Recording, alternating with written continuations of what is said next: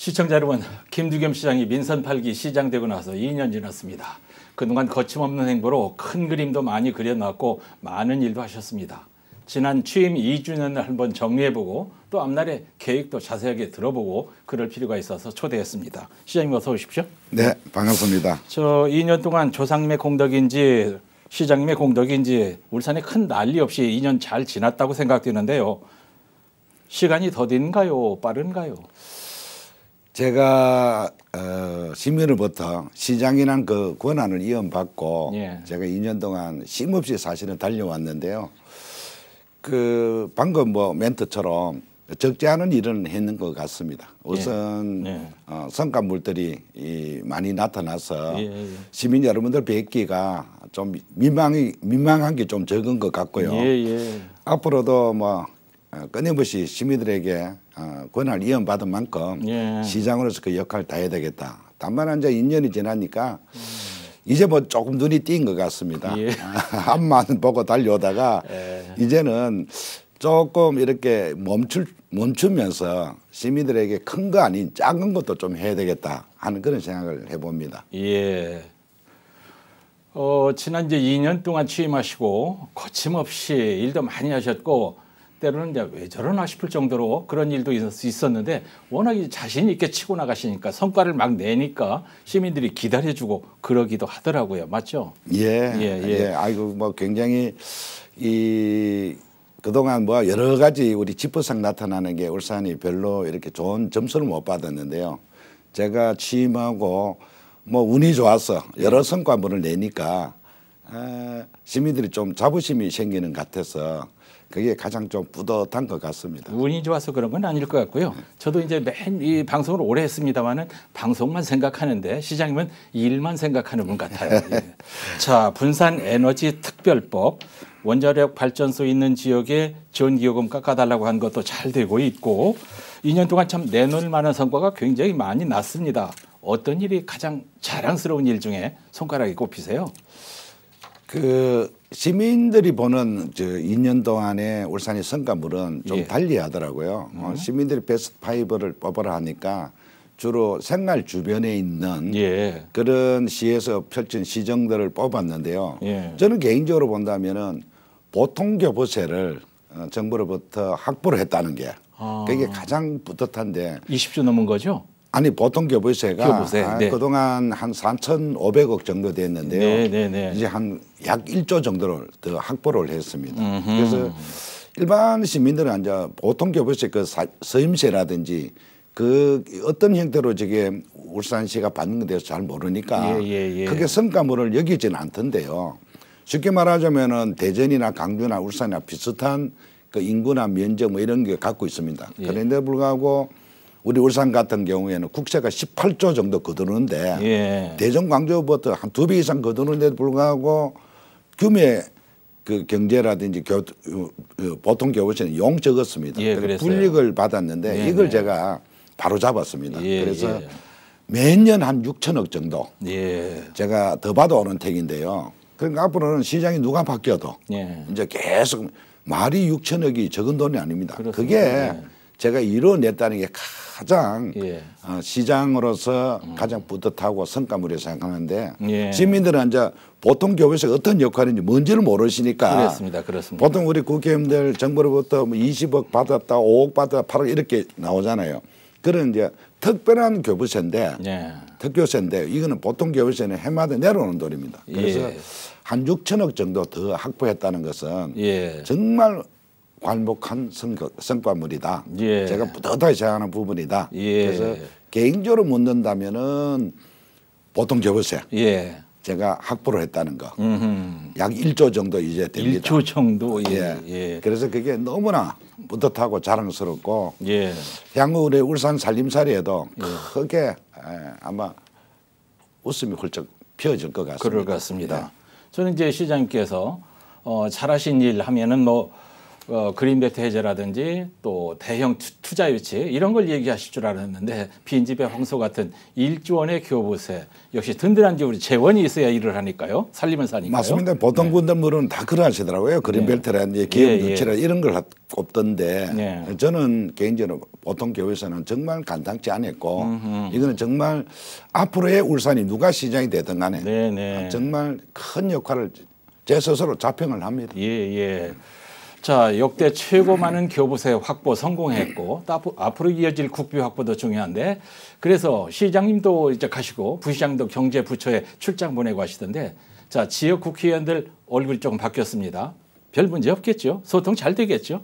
그 중앙 정치권에서는 국회의원들께서 서로 뭐 여야가 있고 생각이 다르고 또 당론이 있으니까 치열하게 이렇게 다툼도 있고 그러는데요. 울산에 오면은 울산당이잖아요. 그래서 그런 부분은 제가 염려를 안 하고 있고 다행스럽게 이번에 세 분이 국회의원이 바뀌었었는데 세 분 다 울산에 각별한 사랑을 주시고 또 울산 일이라면은 여야 이런 거 상관없이 울산 당으로서 아마 제 역할과 소임을 다 해줄 것으로 저희들 믿고 있습니다. 지난 5월 달인가요? 5월 달로 기억하는데 다 모임을 한번 가졌지 않습니까? 미팅은 이미 한번 했고요. 또 우리 시정에 관계되는 당정회의도 한 번을 했습니다. 하고 서울에 가서도 또 우리 시정이 펼칠 주요 업무에 대한 보고를 했는데 전 국회의원들께서 저는 울산이 잘 되기를 또 각자가 맡은 그 분야에 대해서는 100% 다 완수하려고 그런 의지의 말씀도 주셨습니다. 자, 시장님의 여러 일 가운데 적극적인 친기업 정책 이건 뭐 국무총리가 칭찬한 일인데 이 얘기 안 할 수가 없어요. 부뚜막에 소금도 집어넣어야 짜다 이런 이제 우리의 속담이 있는데 시장이 소금을 가지고 다니면서 막 간을 맞춰주니까 기업들이 신바람 나서 또 보답하려고 20조 원 넘게 울산에 투자를 했단 말이죠. 기업하기 좋은 도시 이게 바로 이런 거 아니겠습니까? 그 결론부터 이야기하면은 저희들 20조 9,419억 정도 유치를 했는데요. 어제 뭐 조조하니까 뭐 우습게 생각하는데 사실 적지 않습니다. 인근 시도에서는 차고 넘치죠. 전역하니까 시장이 발로 뛰어나가 애무 체결하더라고요. 우리는 뭐 보통 했다면 1조 이렇게 하니까 그런데 사실은 20조 이상이 적지 않은 금액이었다. 다행스럽게 울산에 투자하는 기업이 참 많았다. 그래서 그렇게 투자할 수 있도록 사실은 저도 좀 풍토를 만들었죠. 친기업 성향으로 모든 행정을 그렇게 마쳤고 또 기업이 할 수 있도록 여러 가지 뭐 토지 이용권이라든지 또 각종 규제라든지 이런 부분을 풀어주다 보니까 기업들도 투자하고자 하는 그런 마음이 있더라고요. 그리고 또 우리가 지방소멸 하니까 일반적으로 이제 수도권하고 경쟁하기 위해서는 지방에 여러 가지 지금 대통령께서도 지방이 잘 살아야 우리나라 대한민국 어디서라도 잘 사는 그런 나라 만들겠다 하시는데 지방 4대 특구를 만들었어요. 그 이제 문화 특구, 교육 특구, 또 도시 뭐 융합이라든지 또 기회발전 특구 뭐 이런 4대 특구가 지방 발전 특구가 있는데요. 그게 울산이 다 됐어요. 그러다 보니까 기업들도 보이지 않는 혜택들이 좀 있고 또 기업하기 좋은 거는 전체적인 전주기나 밸류체인이 제일 잘 되는 곳이 울산이니까 기업들이 단데 이렇게 쉽게 이전은 못합니다. 또 울산에 오면은 여러 가지 연계되는 사업들이 많아서 그래서 운이 좋아서 20조 이상으로 기업 투자 유치를 이끌어냈습니다. 제가 지난주에 광주에 가서요. 그 지역 분들하고 이제 차를 마시는 자리에서 20조 원 얘기했죠. 우리 그 김두겸 시장께서 20조 원 유치 기업 투자 유치했다니 광주 같은 데는 3조만 돼도 아이고 이러는데 20조 이렇게 놀라는 거예요. 같은 광역시지만. 근데 20조 넘어요. 자꾸 20조 하면. 실제로 뒤에 숫자는 저는 기억을 못했고 그런 정도더라고요. 맞습니다. 적지 않은 금액인데 울산에 이렇게 투자를 해 주셨는데 그로부터 고용 창출이 일어날 것이고 또 내수 시장도 아마 고용을 떠나서 아무래도 사람이 끄고 또 공장을 신설하는 과정에서부터 많은 뭐 인력들이 투입을 되니까 예. 우리 시의 그 내수 시장이 좀 예. 활성화되지 않겠느냐 네, 그런 네. 기대도 많이 하고 있습니다. 예. 자, 여기서 만족하실 분이 아니고 여기서 끝낼 분이 아니신데 또 앞으로 어떤 카드를 들고 나오실까? 본 영화도 이제 재밌습니다만 예고편도 기대가 되는데 영업 비밀이 아니라면 좀 밝혀주시죠. 사실 울산은 뭐 부자 도시, 젊은 도시 해도 예. 아직까지 배가 고프잖아요.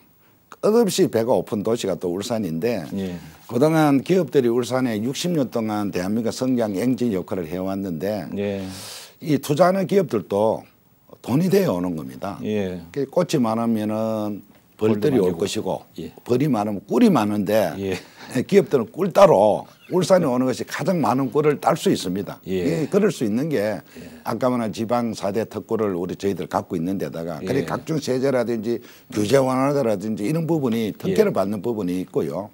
그다음에 이제 이 그린벨트라든지 이런 부분 국토를 이용하는 그런 권한까지 저희들 주니까 상당히 기업들이 관심을 가지고 아까 말한 전주기 밸류체인들이 되어 있으니까 울산에 어떻게 하면 투자하면 되느냐 가면 무슨 혜택을 줄 것이냐 어떻게 해줄 것이냐 기업들이 많이 문의가 옵니다. 그래서 저희들은 신재생이라든지 또 신기술이라든지 이런 기업들을 우리 울산에 새롭게 유치를 해야 지금 기존에 있는 거는 고도화 첨단화 해서 나아가야 되겠지만 새로운 신산업을 우리가 가지고 와야 향후 60년 더 먹고 살 수가 있습니다. 그래서 2차 전지라든지 이런 부분을 저희들 끊임없이 울산의 수소를 비롯해서 에너지와 관계되는 산업들을 우리가 좀 모시고 와야 되겠다. 또 뭐 소형 모듈이라든지 또 SME라든지 이런 부분을 가져와야 울산에 살 수 있는 기반이 될 것이다 해서 전략적으로 저희들은 투자 기반을 그런 기업들을 대상하고 또 투자 기반 조성을 좀 해줄 겁니다. 그래서 이런 전략적으로 우리가 시에서 할 수 있는 규제 완화라든지 우리 행정 지원 이런 세 가지 전략을 가지고 기업 유치에 끊임없이 저희들 할 것이고 그게 부자도시 울산을 만드는 것이고 탈울산을 만든 것이고 다시 대한민국 성장 역할을 하는 울산 산업수도가 될 것이다. 그래서 저희들 할 역할은 끊임없이 해나가겠습니다. 이제 질문은 제가 이렇게 드립니다만 아까 영업비밀 얘기했는데 울산시가 앞서서 이렇게 하니까 다른 도시들이 자꾸 따라서 한단 말이죠. 나쁠 건 없을 것 같기도 한데 또 경쟁자가 생길까 봐 조금 염려도 되고. 대한민국 경제 지표를 높이려면은 울산이 롤 모델이 되는 거고 다른 지방이 다 그렇게 해야죠. 우리가 잘 사는 건 그 대통령께서도 박정희 대통령이 해놓으면 울산 공업탕이 있듯이 4,000년 민족의 고난과 가난에서 벗어나기 위해서 이곳 울산에 공업지구를 지정하나니 천원이 그런 처럼 어느 지역이든 간에 좋은 모델이 있다면 그걸 다 따라서 해야죠. 그러니까 우리는 사실은 좋은 일자리는 기업으로부터 나오는 겁니다. 기업에서 우리가 부전자원 하나 없는 나라지 않습니까? 그래서 갖고 있는 인적 자원을 갖고 있는 부분인데 어떻게 활용할 것이냐. 타 지방이나 타 단체 또 정부로부터 좋은 정책들이 있으면은 강함없이 우리는 그걸 따라서 벤치마킹을 하고 더 이렇게 따듬어 나가야 되지 않겠느냐. 기업이 으싸싸하고 힘이 생겨야 대한민국이 잘 사는 겁니다. 마음이 넓으십니다. 앞에서 이제 잠깐 이게 그 도시 소멸 말씀하셨는데요. 최근에요. KBS가 3, 4주 전에 울산을 걱정하는 울산 탈출이라고 하는 프로그램을 방송하고 국립대 교수도 청년을 잃어버린 도시 울산 그런 책을 한 권 내서 물론 이제 그 속 뜻은 압니다. 그게 아니라는 걸 알지만 좀 불편한 마음으로 접했는데 시장님께서 보셨죠? 사실은 유토피아라는 이름을 정해야 되는데 디스는 말하는 그렇게 나왔더라고요. 제목을 보면은 좀 난감한 부분인데 전체를 본다면은 울산이 망하면 쉽게 말하면 대한민국이 망한다.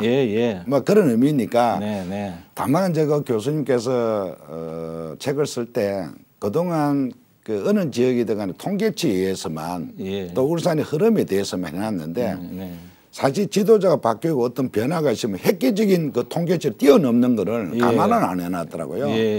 인구 지방이니까 인구 소멸이 쭉 이어질 것이다. 그리고 언제 되면 인구 절벽이 올 것이다. 그로부터 기업이 뭐 또 우리나라의 경쟁력 이렇게 자꾸 서술이 되어 있는 부분인데 우리 울산은 77개월 만에 인구 감소도 둔화되어 버렸습니다. 그래서 다른 지역에 하는 거하고 획일적으로 통계치가 아닌 울산이 또 별도의 변화에 따른 그 여러 가지 계획을 했으니까 울산이 그 책도로 되는 것은 아니고 제가 또 특히 시장이 좀 공격적으로 지금 시정을 펼치고 있습니다. 그래서 그 통계치에만 그 의존할 것은 아니다. 객관한 변화를 제가 일으킬 것이고 말 그대로 유토피아 한번 만들어 볼 겁니다.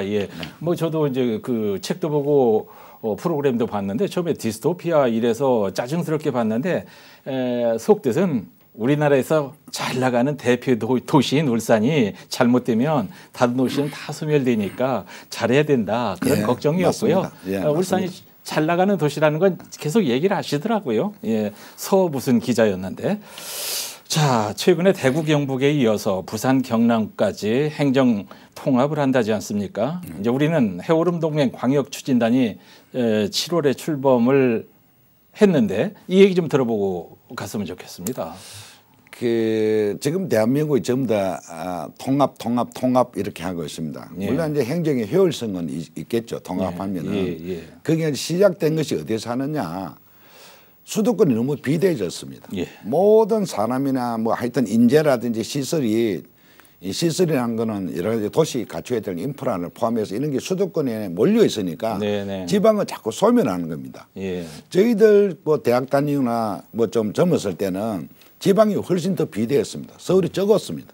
어느 날 서울로 해가 지금 서울이 일극화가 돼버렸는데 그 이제 지방 소멸을 막기 위해서는 여러 가지 정책들을 좀 펼쳐야 되는데 그 정책을 펴는 과정에 지역이 몇 개 구역이 모여서 수도권에 대응하자. 뭐 이렇게 지금 이제 얘기가 계속 나오는 건데 우리나라의 그 행정 지방자치의 그 권력 구조는 미국이나 이런 거 다릅니다. 미국은 연방제 각 지방이 정부가 먼저 생겼다가 지역 간의 분쟁이 생기니까 중앙정부에 조율할 수 있는 중앙정부를 만들어낸 거고 우리나라는 권력 구조가 중앙정부가 크다가 너무 비대하니까 살림을 내가 분산을 시키는 겁니다. 그래서 지방자치단체가 출발점이 다르다는 말씀 먼저 드리고 그런데 지금 현실로 딱 돌아본다면은 불경이라든지 또 지금 대구 경북도 이렇게 합하고 또 충청도도 합하고 이렇게 되는 겁니다. 그런데 역설적으로 무슨 이야기냐. 이제 그렇게 안 합하고 특구가 안 만들어내는 게 오히려 특구 것이다.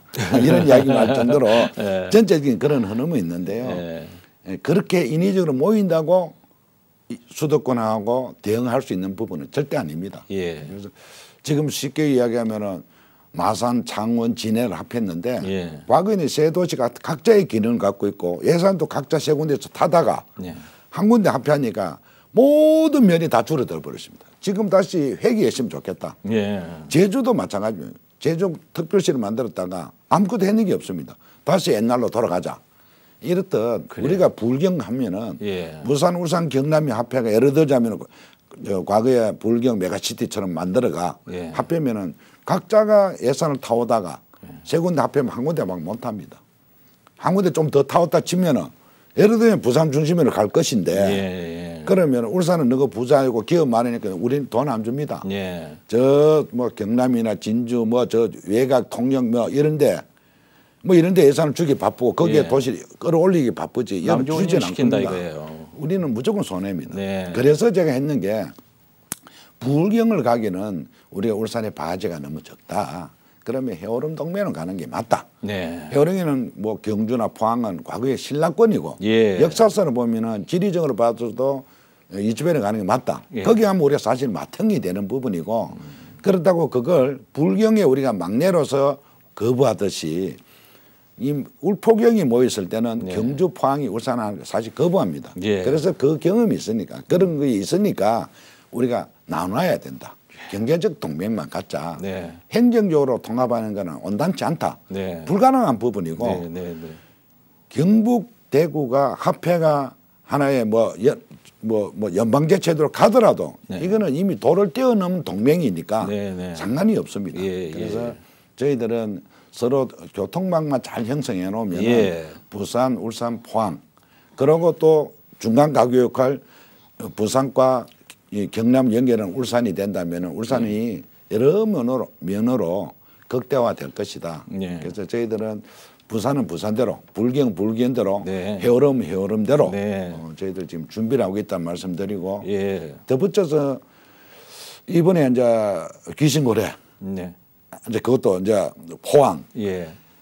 경주, 울산 이쪽에 이제 저 바다에 지금 자원이 나온다니까 예. 기대를 큰데 저희들이 사실 큰 거리 대왕고래, 예, 귀신고래가. 예, 고래 박사님 실수하셨어요. 네, 네, 네. 대왕고래 예, 프로젝트가 네, 대왕고래인데 그럴 수 있습니다. 예. 대왕고래 그런 면만 보더라도 우리가 더더욱 힘을 합해야 된다. 예. 그리고 포항, 경주, 울산은 소재 부품, 완성품 예. 여기에 잘 돼 있는 곳입니다. 예. 그래서 저희들 이 불경 못지않게 예. 해오름 동맹에 대해서도 크게 관심을 저희들 갖고 있습니다. 예. 지금. 실효성 있게 초강력 협력을 하겠다는 말씀. 예. 아니 이제 6월 말에 우리가 부산 경남이 행정 통합을 한다 하니까 뭐지 울산은 왜 빠졌지 왕따 당하는 거 아니야 이렇게 말하는 분이 계시기 때문에 조금 길게 얘기를 했는데 다 이제 시장님께 구상이 있는 겁니다. 어물쩡하게 낀 도시가 되지 않고 선도하는 울산이 되고 싶다. 해오름을 대한민국 광역 연합 선도 모델로 만들겠다 이런 것이 이제 시장님 생각 아니에요? 예, 그게 행정적 통합은 불가능한 부분이고 예. 어떻게 산업하고 관광하고 다 연계를 해서 예. 세계 도시가 다 큰 이런 서로가 도움이 돼야 될 부분을 네. 찾아내는 거고 예. 공통점이 있는 부분을 서로가 장점이 있는 부분을 서로가 보완해 나가는 부분입니다. 예. 그래야 된다면은 세계 도시가 다 네. 아마 주민들 삶이 좀 나아지지 않겠느냐. 네. 혼자 가는 것보다는 훨씬 나을 것이다 하는 그런 개념이고 네. 통합이 하면은요 권력이 지방화되는 게 아니고 자꾸 집권화가 돼버립니다. 지금 계속 권한은 자꾸 네. 내려줘야 되는데 네. 통합이라는 개념이 권력 구조도 맞지 않습니다.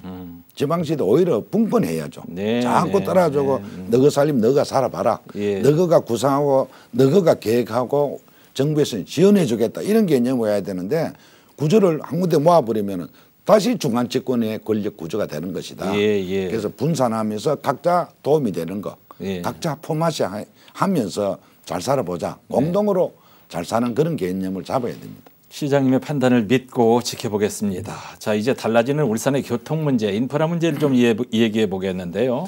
울산의 교통지도 이게 굉장히 오랫도록 이렇게 구상해 오신 일인데 시내버스 노선이 좀 확 달라지죠. 어떻게 달라지나요?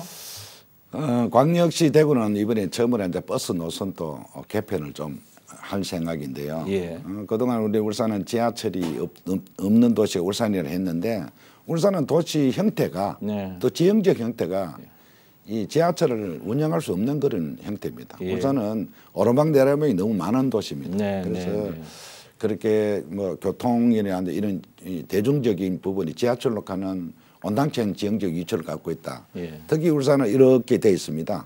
이렇게 된 U자형이 바닷가입니다. 예. 근데 공장이 다 바다에 있으니까 예. 전부 다 아침 되면 출근이 바다로 가는 겁니다. 저녁 되면 바다에서 육지로 나오는 겁니다. 그래서 다른 도시하고 형태가 전혀 도시의 구조가 다르고 지형이 다르다. 지하철이 없는 곳에서 우리가 대중수송은 그동안 대중버스에서 해왔는데 예. 이제는 물론 이제 수소 트램도 들어오겠지만은 네. 어쨌든 이 버스가 너무나 굴곡, 중복 예. 뭐 이런 분이 너무 많았습니다. 또 몰림. 예. 어떤 지에 가면은 버스가 몇 대가 한꺼번에 와버리고 그냥 붕 비어버리고. 네. 그래서 이걸 이제는 좀 현실화 한번 해보자. 예. 이 종점에서 출발해가 저쪽 종점 가면은 아무리 길어도 1시간 반 안에 도달을 해야 되는데 처음에는 계획을 잘 잡아서 직선을 쫙 가다가 중간에 민원이 생겨서 여기 한 500세대 생겼으니까 가다가 돌아가 또 요 세대 가야 되고 또 가다가 여기 또 한 1000세대 또 가야 되고 그러니까 이 버스가 장대 노선이 되고 굴곡 노선이 되는 겁니다. 예. 한 사람 태우러 돌아가야 돼요. 예, 그렇습니다. 그러니까 통계치가 나오면은 정하차시에 저희들 요즘은 다 이제 카드로 하니까 몇 시에 몇 분이 탔다는 거 다 나오잖아요. 그렇죠. 한 명도 안 태워도 그 굴곡 노선, 중복 노선을 계속 가면 장대 노선을 가야 됩니다. 가야 돼요. 그래서 앞으로는 이걸 직선화해야 된다. 네. 종점과 종점 사이는 1시간 반이 안 넘어야 된다. 버스 타면 한 2시간 40분 걸립니다. 예. 그래서 그렇게 해가 편리성을 확보를 해야 되고 나머지 조금 불편한 부분은 택시란 개념이 아니다. 환승 버스를 타고 와야 된다. 이 대도시 서울이나 부산 그렇게 하고 있습니다. 울산은 거기에 안 되니까 예. 우리 버스 우리 집 앞으로 왔는데 왜 안 오느냐, 우리 무시하느냐, 우리는 뭐 이렇게 계속 민원을 이야기하는데 큰 틀에서 직선화해야 된다. 중복 노선을 없애야 된다. 굴곡 노선을 없애야 된다. 이 큰 틀에서 조금은 민원이 있더라도 저희들 이걸 직선 노선으로 좀 이렇게 효율성 있게 버스 노선을 개편해야 되겠다. 저희들이 지금 버스를 하는 게 연에 한 100몇십억씩 매달 적자 보고 있습니다. 예, 지원해 주잖아요. 우리 시에서 버스 회사에 지원을 해 주잖아요. 지금 연간 한 1,700억 정도 1,700억. 적자를 보는데요. 그러니까 매달 100억 이상입니다. 100몇십억씩 적자 보는데 시민들 그걸 모르시더라고요. 매달 사람이 한 명 타도 뭐 한 달에 100억 이상 적자. 10,000명이 타도 100억이니까 좀 많이 태우면 그만 효율성이 있지 않습니까? 예산 대비가. 그래서 어떻게 하면 대중버스 이용료를 좀 높일 것이냐. 지금은 한 10.3%밖에 안 됩니다. 대중버스 수송률이. 그래서 이걸 좀 높여야 되겠다. 그리고 적자는 어차피 저희들 뭐 감내를 해야 될 부분이니까. 그래서 이번 기회는 그런 적자 폭도 줄이고 효율성 있게 하려면 직선 노선을 가는 버스 노선을 개편을 불가피하게 하게 됐다는 말씀드리고 좀 외지에 떨어져 있는 분들은 택시를 지금 하는 부분도 있습니다. 시골 쪽은. 택시요? 택시 타고 오면은 계획을 하는 게 한 명 타는 거 어떤 데는 낮에는 한 명도 안 타는 데도 있습니다. 그걸 끝없이 정기 운행을 할 수는 없습니다. 한 번 들어갔다 나오면은 7분에 한 9분 정도 소요되더라고요. 시간이 돈도 돈이지만은 이 굴곡노선 갔다 오면은 한 7분에서 9분 소요되는 시간이 너무 많아서 직선에 하면 그 시간이 어마어마하게 단축됩니다. 그런 노선에 말버스도 없으면은 택시 타고 오시면은 본인이 1,000원만 내면은 우리가 다 환불해 지원해주는 그렇게 해야 예산 절감도 되고 너무 시간 단축도 되고 예산의 효율성이 있다. 그래서 그런 전면적인 지금 들여다보고 이 대중버스에 대한 부분은 좀 이렇게 개편을 하고자 합니다. 뭐 이 자리 빌어서 시민분들께서 좀 불편한 지역도 있을 수 있습니다.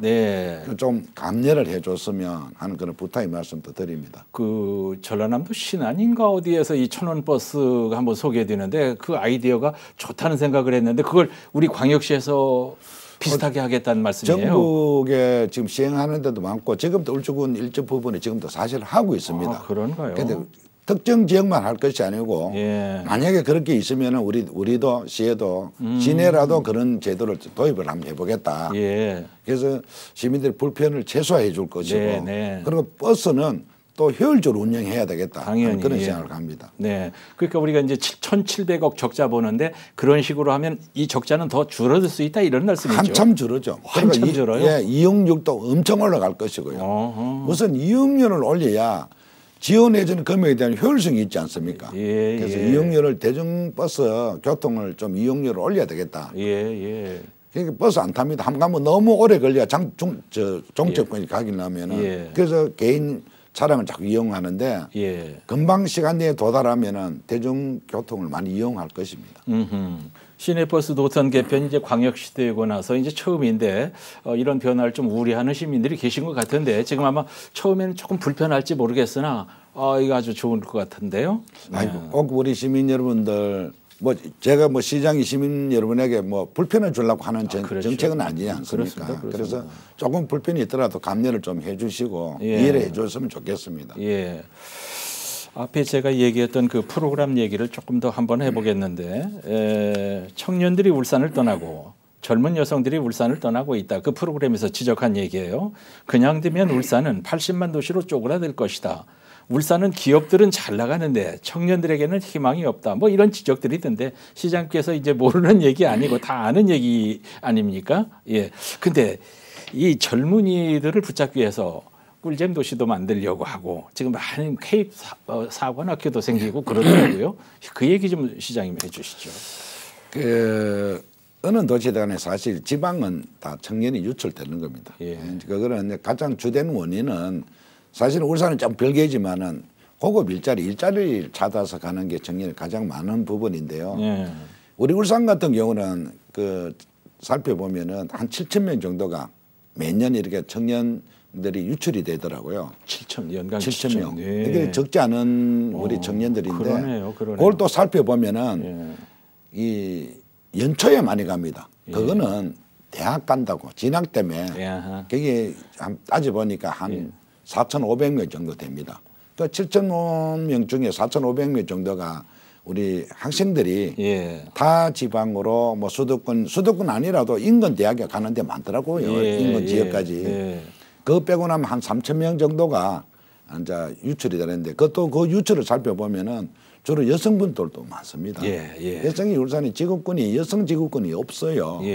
말 그대로 팔도 사나이가 모여 사는 곳이 울산이잖아요.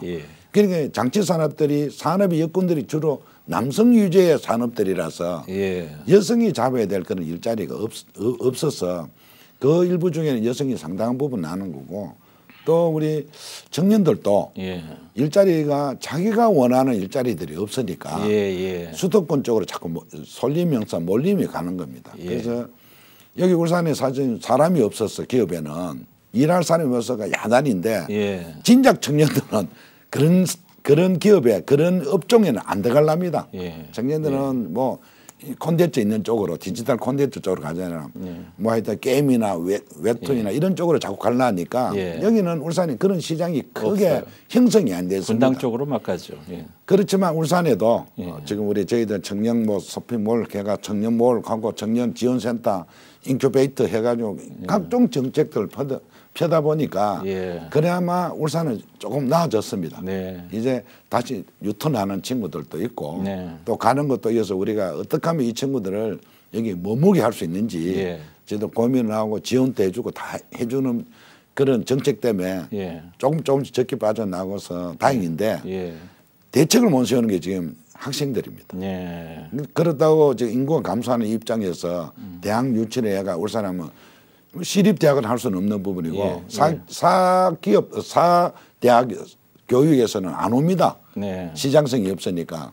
그래서 이 대학생 유출에 대한 부분은 교육 유출에 대한 부분은 참 완전 손을 놓지도 못하고 지금 어정쩡한 상태에 있다는 거죠. 그 시장님께서 그로컬 대학에 지금 막 굉장히 집중하고 계시잖아요. 그렇지만 이제 그런 게 대학을 유치하는 건 어려운데 그걸 하나에 또 뛰어넘을 수 있는 부분이 글로컬 대학입니다. 그러니까 우리가 산업하고 산학위원이거든요. 또 연구소하고 이런 부분이 울산이 잘 갖춰져 있습니다. 그래서 이제 대학이 단순한 전공이 아닌 무전공으로 해서 들어와가 기업이 필요한 쪽으로 나중에 전공을 정해주는 거. 그러면 우리가 대학 전공하고 나와가 기업에 들어가면 다시 또 그 기업에 대한 기술로 인수해야 되고 뭐 여러 가지 또 배워야 되는 걸 맞춤형으로 아예 해버리면은 이제 글로컬 대학이 울산이 이미 받아냈고 또 과학대학도 지금 하려고 하는 거니까 울산에는 기업하고 맞는 그런 젊은 층들이 이제 다시 울산 몰려오지 않겠느냐 해서 제가 그게 글로컬 대학에 주력을 다했고 다행스럽게 이제 울산이 글로컬 대학 지정을 받았고 앞으로 청년들이 나가는 거 또 역으로 거꾸로 울산을 찾아오도록 글로컬 대학을 잘 성화시켜 나갈 생각입니다. 그 뭐 들은 얘기인데 울산의 청년들도 울산에 직장을 갖고 울산에서 살기를 원하는 청년이 훨씬 많다는 거예요. 울산은 여성들을 대학에 많이 보내는 도시라고 하는데 울산에 잘 나가는 공장들이 정규직을 좀 많이 뽑아야 되고 R&D 센터 같은 중요한 기관도 수도권으로 가지 말고 좀 울산에 하고 했으면 좋겠는데 시장님께서 적극 행정을 피우시면서 이런 것도 좀 좋은 시설은 울산에 좀 계속 갖게 해주시오 하고 부탁도 좀 했으면 좋겠어요. 제가 대기업에게 대기업 총수님이나 회장님 만나 배웠을 때 기업은 공장은 여기 있고 두뇌는 자꾸 서울로 가면 어떡하느냐. 그러니까 연구소를 다시 내려와 달라. 그러니까 그렇게 간곡하게 부탁을 하니까 그래 되면 안 온답니다. 청년들이. 단순하게 월급을 많이 준다고 붙잡을 수는 없다. 그 청년들이 하는 거는 일도 하고 주변 문화시설도 있어야 되니까 여기에서는 오랫동안 3년 이상 있지를 않는데요. 불가피하게 지금 서울로 옮겼다. 인근은 수도권 인근은 옮겨질 수밖에 없다 이렇게 말씀하시던데 어쨌든 그런 연구소라든지 그런 인재들이 이게 생산 기지가 아닌 예. 다른 연구기관들이 좀 오면은 예. 자연적으로 청년들을 붙잡을 낼 수 있는데 예. 지금 그게 안타까운 현실이고 네. 또 그러고 또 대기업에서 뭐 정규직이라든지 이런 부분을 뽑는 것도 네. 그 우리 청년들의 뭐 경쟁은 치열하지만 크게 메리트를 또 안 가지더라고요. 아까 말한 뭐 디지털 쪽으로, 아니, 디지털 콘텐츠 쪽으로 자꾸 그쪽 직장을 구하려는 젊은이들이 많아서 직업의 다양성에 대해서는 울산이 좀 부족한 부분이 있다. 그래서 저희들 뭐 방법이 없어서 제가 뭐 지금 말해 여성이든 남성들 중에 특히 이제 우리 울산은 남성 위주의 산업군을 갖고 있으니까 여성도 산업군도 한번 만들어 보자. 이게 이제 문화, 관광, 체육, 복지 이런 쪽으로는 여성들이 대부분 한 70, 80% 여성분이 선호하는 직업군이라서 그런 것도 울산에 좀 입점시키고 좀 이렇게 다듬어 나가면은 뭐 청년 중에는 남녀 상관없이 좀 몰려오지 않겠느냐. 올 것이고 또 나가는 유출을 좀 최대한 막을 수 있지 않겠냐 해서 산업 구조의 근본적으로 틀을 좀 바꿔야 되겠다. 맞습니다. 그런 생각을 갖고 또 요즘은 AI를 많이 하기 때문에 그 뭐 스마트 공장들이 많지 않습니까? 그래서 남성만 하는 부분이 아니고 여성들도 그런 것 얼마든지 품질 관리라든지 뭐 이런 조정이라든지 이런 부분들은 얼마든지 가능하기 때문에 대기업에도 여성 위주도 좀 취업을 좀 해주고 해주면 안 되겠느냐 부탁의 말씀도 드리고 민선 8기 시장님께서 좋은 여성 일자리 많이 만들겠다 이런 공약을 하셨잖아요. 그렇습니다. 여성들이 떠나면 이제 가족 그 남편 떠나고 아이들도 떠나고 하기 때문에 많이 잃게 되더라고요. 머리가 아프실 것 같아요. 통계를 보니까요. 여성 직업군이 있는 쪽에 젊은 여성이 쪽에 남성들이 오히려 거리 와서 장가러 와가 늘어난답니다. 인구가. 그러니까 우리는 여성 따라가 남성들이 빠져나가니까 울산이 자꾸 줄어드는 것 같아요. 그러니까 여성 직업군을 좀 많이 만들어내야 된다. 고민거리고 앞으로 또 그렇게 할 겁니다. 그 성안동에 청년 희망주택을 아주 잘 지어놨던데 청년 지원 정책은 뭐 이게 전부가 아니죠? 뭐 일자리라든지 주거라든지 복합 문화라든지 이런 부분 청년들이 일만 하는 것이 아니고 좀 놀 곳, 또 어울릴 곳 이런 것도 저희들 만들어야 되니까 그리고 또 여기에 뭐 다행스럽게 일자리 만든다 해도 청년들이 공동적인 고민거리가 주거잖아요. 주거까지도 저희들 지원을 좀 하고자 하는 거고 이미 우리 시에서는 그 주거를 지금 지원을 해주고 있는데요. 과거에는 우리 청년 주거를 저 외지에 좀 많이 했습니다. 그러니까 그 청년들이 안 와요. 외지 뚝 떨어진 데는. 그래서 시내에 아예 뭐 중년 주택을 만들었습니다. 그래야 뭐 청년들이 서로 몰려오더라고요. 또 그래서 저희들 한번 해보니까 이게 한 3년 걸립니다. 그래서 민간 업체까지도 앞으로는 확대해 나갈 겁니다. 민간 그 공동 아파트 지을 때 우리가 포맷을 줘가 이렇게 하면은 그 만드는 곳은 청년 주거 주택으로 우리가 분양을 하면은 앞으로 뭐 시에서 직접 하는 것보다도 더 빨리 혜택을 주지 않겠느냐 해서 지금 병영회가 지금 하고 있다는 말씀도 드립니다. 청년희망주택은 이제 제가 사는 곳에 가까이 있기 때문에 제가 눈으로 봤기 때문에 아주 멋지게 잘 지었던데요. 이제 계속 늘어난다고 하니까 기대를 해보겠습니다. 자, 그것과 더불어서 이제 청년들이 자꾸 울산 재미없다고 하니까 말이죠. 꿀잼 도시 울산 만든다고 많이 강조하셨는데 아까 K-팝 사관학교 제가 얘기했고 또 앞으로 어떤 구상을 하고 계세요? 그 자꾸 울산이 뭐 노잼 해서 제가 꿀잼의 이름을 바꿨는데요. 후보 때 제가 그 이야기를 했죠. 2년 전에 꿀잼 해보자 했는데 사실 꿀잼이라는 게 별거 있습니까? 우리 시민들이 즐겨 찾는 것이고 아 울산에 가니까 참 재밌더라. 아 볼거리 뭐 놀거리 먹을거리가 참 풍요하더라. 이런 걸 만드는 거지 않습니까? 그래서 우리가 갖고 있는 자연의 그 여건들을 잘 다듬어가는 것도 있고 또 인위적으로 하는 부분도 있습니다. 있는데 제가 이제 생각하는 게 학성공원 같은 경우에 과거에는 학성공원이 그 밑에 물길입니다. 옛날에요? 임진왜란 때. 아주 그 밑에 배를 대었습니다. 그래서 지금은 도시 형태 많이 변했는데 그래서 물길을 복원해가 과거를 좀 이렇게 과거처럼 만들고 수상 택시가 왔다 갔다 하면서 저 방화전까지 저 태화강 저 상류까지 예. 교통수단도 되고 관광도 되고 이런 형태로 한번 볼거리 제공, 예. 즐길거리도 해봐야 되겠다. 예. 또 학성원 옆에는 각종 카페라든지 원래 수변가에 뭐 생기는 게 많지 않습니까? 그런 거리도 한번 만들어봐야 되겠다. 그리고 울산에는 대규모 공연장이 없어요. 대규모 공연장, 오페라하우스 같은. 예. 그래서 그런 걸 한번 만들어야 되겠다. 네. 그래서 우리가 뭐 KBS나 문화예술이 있어도 네. 다 이거 2,000석 이하입니다. 예. 그래서 대규모로 한번 해서 네. 근로자하고 전 시민이 한 군데 모을 수 있는 그런 오페라 하우스 같은 예. 가칭 예. 그런 시설도 좀 갖춰야 되지 않겠느냐. 그 구상하시느라고 중국의 여러 큰 공연장 다녀오셨잖아요. 예, 갔다 왔죠. 예. 정말 그는 스케일이 크게 해놨던데 예. 너무 클 것 같은데. 저희는 저희들에 맞춰서 그렇게 한번 해볼 건데 예. 제가 이제 이런 전제 조건이 있습니다. 예.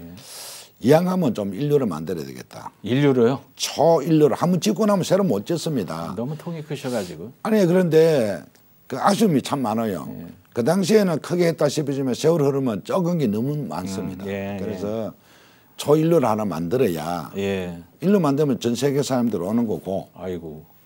2루를 만들면은 예. 국내 사람이 오는 거고 예. 3루를 만들면은 그 지역 사람이 오는 거 아닙니까? 네. 그래서 이왕하면은 인류를 만들어서 좀 이렇게 멋지게 한번 울산이 산업도시, 수도도시 이런 게 아니 문화도시도 한번 해보자. 예. 그래서 그런 쪽으로도 만들어야 꿀잼도시, 예. 노잼이 꿀잼 가지 않겠느냐. 이야. 물론 여기는 뭐 방어진에 있는 일산 해수욕장, 대한항 이런 것도 만들 끼고 영남 말벌소도 만들 끼고 리조트 뭐 여러 가지 집을 좀 여야 예. 재미있는 도시가 되는 겁니다. 좋습니다. 거기 또 일자리가 여성 일자리들이 또 자연적으로 생기는 겁니다. 예. 지금 이제 울산문화예술회관이 1484석인데 뭐 이것보다 훨씬 숫자를 알아요? 제가 그런 일을 조금 했습니다. 사람 채우느라고 아주 애먹었는데 저번 시장님께서 큰 공연장 만든다고 하니까 아이고 저 사람을 어디서 채워야지 세계인을 불러 모으면 되겠네요. 아니 멋진 공연을 가져오면은 네. 넘쳐날 겁니다. 예. 시장님 믿겠습니다. 자, 2028년 국제정원 박람회 유치 잘 돼가고 있는지 모르겠습니다. 우리가 순천보다 좀 더 잘했으면 좋겠는데요. 순천은 순천만이 갖고 있는 또 장점이 있고 우리 울산이 AFPH에 늘 내세웠던 게 뭐냐. 예. 세계 원예 생산자 협회잖아요. 내세운 게 뭐냐. 우리는 그 산업으로부터 피해 입었던 이 태화강을 죽음의 강에서 생명의 강으로 바꿨다. 그래서 훨씬 더 의미 있는 이 그런 우리 공원을 갖췄다. 그럼 누가 만들었냐? 전 시민들이 자발적으로 십시일반 기부도 하고 이렇게 해서 그 공원을 마련을 했고 이 지금 시에나 우리 또 정부에서도 환경 정책에 맞춰서 이렇게 했는 부분이기 때문에 순천하고 좀 다른 그런 모양이 있을 것이다.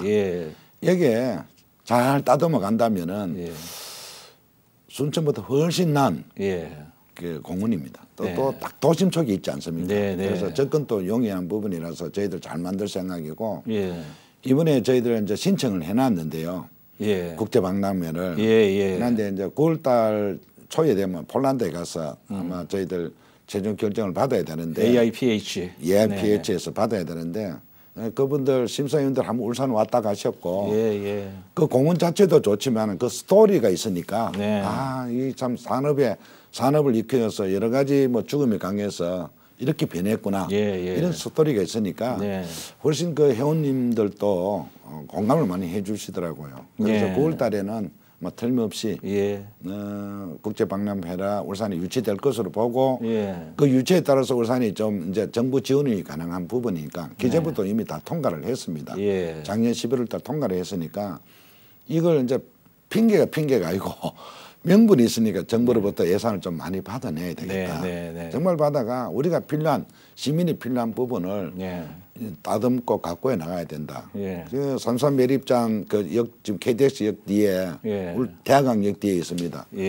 과거에 그 매립장인데 산업 폐기물 매립장인데 저걸 이제 안전화가 됐으니까 저 부분을 정말 멋지게 국비를 가져와서 좀 해보자. 그래서 대하강 국가정원하고 연계해가 국가정원을 그 코스를 만들 겁니다.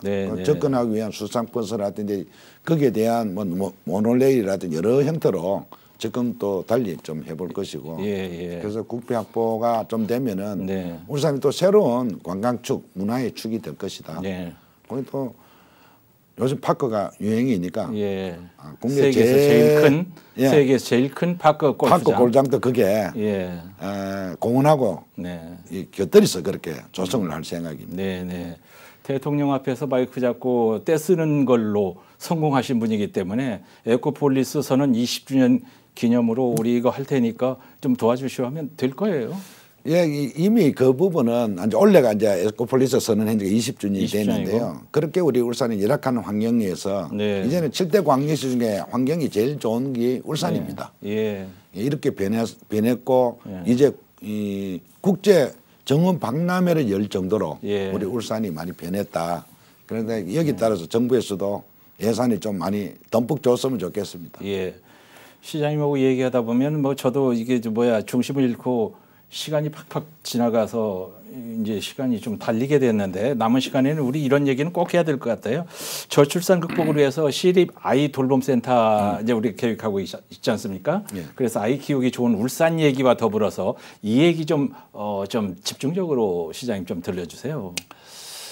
그 인구 절벽에 대해서는 그 뭐 정부 차원에서도 정말 많이 고민합니다. 그 인구 어떻게 하면은 뭐 우리 아이들 좀 낳을 수 있는지 또 보육에 대한 부분은 정부나 지방 정부에서 어떻게 지원을 해줘서 애 놓을 수 있도록 좀 하느냐가 지금 관건인데요. 그 참 답이 안 나오더라고요. 요즘 젊은 사람들 하나님도 잘 못하실 일 같아요. 참 답은 안 나오는데 그러나 정부에서 막 각종 사실은 시책들 국책들 내놓고 지원을 하는데 진작 우리 젊은 신혼부부들은 애 낳아서 키우기가 그렇게 간단치가 않더라고요. 그래서 사실은 이번 총선 때도 좀 여러 가지 좀 이렇게 건의도 했습니다. 불란서처럼 아예 지원하자. 애기 한 명 놓으면은 키워줘 버리자. 전부 키워준다고. 좀 키워주고 매달 얼마씩 줍니다. 매달 100만 원. 둘이 놓으면 매달 200만 원. 3명 놓으면 매달 뭐 300만 원, 10세까지 하자. 그래서 이렇게 한다면은 애 3명 600만 원씩 받으면 한 달에. 그런 식으로 직접적 지원을 해주고 대신 각종 간접 지원을 해주는 그런 정책들은 본인이 내도록 하자. 그럼 예산이 오히려 절감되고 훨씬 더 효율성 있고 와닿을 것이다. 그 건의도 했는데 뭐 쉽게 채택은 안 됐습니다만. 우리만이라도 말이죠. 지금 우리가 이제 광역시 중에서 최초로 운영하는 시립 아이 돌봄센터 있잖아요. 그거 말이죠. 그런 정책들이 있어요. 간접적으로 지원하는 거는 뭐 어느 시든지 똑같아요. 사실 갔는데 이제 시나 구군이나 광역단체에서도 지원의 금액이라는 형태는 조금 달라도 그 형은 거의 다 유사한 부분이고요. 울산 같은 경우는 여러 지원 정책 중에 이번에 12세 이하는 24시간 돌봄센터를 광역시 중에는 최초로 저희들 만들었습니다. 24시간이에요? 24시간. 그러니까 저녁이든 어디든 잠시 외출하기 너 애 맡길 데가 없지 않습니까? 그래서 12세 이하는 우리가 한번 해보자 해서 지금 1호로 지금 하는데요. 아마 이거 지금 벌써 한 달 소문 나니까 여기저기서 계속 좀 늘려달라고 하니까 하는 동시에 5개군에 계속 이 시설을 늘려갈 생각입니다. 이게 아마 된다면은 그나마 애들 좀 맡길 때가 있으니까 우리 젊은 부부들이 또 뭐 개인 생활이라든지 뭐 여러 가지 여가 활동도 좀 할 수 있는 기틀을 마련해 주는 것 같아서 뭐 좀 이 부분도 뿌듯합니다. 젊은 여성들이 이제 경력이 단절되는 걸 제일 겁내는데 이렇게 잘 키워주면 뭐 그럴 걱정을 좀 많이 더는 거죠. 맞습니다. 자, 지난 2년 동안 틈틈이 해외 시찰단을 만들어서 여러 나라를 보고 오셨어요. 구상한객에 이제 디테일을 이제 보태게 될 텐데 남은 임기 중에 반드시 이루겠다는 이제 계획들이 많이 있을 것 같습니다. 지금 많이 들었는데 자, 큰 건 몇 가지 시장님 남은 시간 동안 얘기해 볼까요? 그 분산 에너지법이라는 게 있습니다. 저희들 아까 얘기했던 전기요금. 전기요금 부분인데 분산 에너지법이라는 게 이 전기 생산지가 원래 생산지가 좀 사야 되지 않습니까? 그렇죠. 사야 되는데 우리는 공이 전기요금이 똑같아요. 우리 울산서 발생을 하나, 서울에서 발생하나 요금을 똑같은 책정하는 거는 자본시장 경기에도 맞지 않는 부분이고 예. 그래서 생산지는 원산지는 좀 사야죠. 예. 그래서 이게 분산활성에너지법은 안보 전략도 됩니다. 저거로부터 타격받으면 한 전력 생산 파괴되면 우리나라 전체가 마비되는데 네. 중간중간 그런 기지들을 만들면은 최소한의 전력들은 살아 있으니까 산업이라든지 국가 주요 정보라든지 다 살아남아 있지 않습니까? 그런 측면도 있고, 그다음에 송전으로 가는 부분, 송전 비용이라든지 송전한 과정에 유실되는 전기라든지 이런 거 없앨 수도 있고, 그런 효율성을 위해서는 또 원전이라든지 이런 신재생이나 이런 에너지 그 원인들을 하려면은 그 지역에 님비 현상이 많습니다. 빈비 현상도 많고. 이걸 막으려면은 시민들에게 차등 요금제를 해줘야 된다. 그래서 이제 차등 요금제를 분산 활성 에너지법을 했는데요. 6월 14일부로 저희들 통과를 이제 시행을 되는 겁니다. 그런데 이제 우리가 곧 만드는 게 이제 그 소소하게 이제 어떻게 할 것이냐 안에 세부적으로 담아내야 돼. 시행령이 있어야 되지 않습니까? 그걸 울산시가 지금 열심히 만들고 있는데요. 아마 울산이 특구 제1호로 될 것 같습니다. 1호가 되네. 1호가 된다면은 전기가 다소비 전기 업종들이 있습니다. 데이터 센터라든지 반도체라든지 이런 거는 오지 마세요 해도 전기값이 사니까 자기들은 올 겁니다. 오지 마라 해도 옵니다. 그래서 지역에 자연적으로 새로운 산업들이 올 것이고 당연히 지역 주민들은 당연히 전기값이 좀 사니까 조금 뭐 위험료 감소 있는 원전이나 뭐 저런 전력 생산 기지들이 있어도 또 감내할 수 있는 부분이 있지 않습니까? 그래서 그렇게 해야 되고 이제 인근이 서울에 있는데 좀 반대할 수는 있는데 서울 폭발이 그러면 자기들도 원전 지으면 될 거 아닙니까? 그러면 사계 전기값 쓰면 될 거 아닙니까?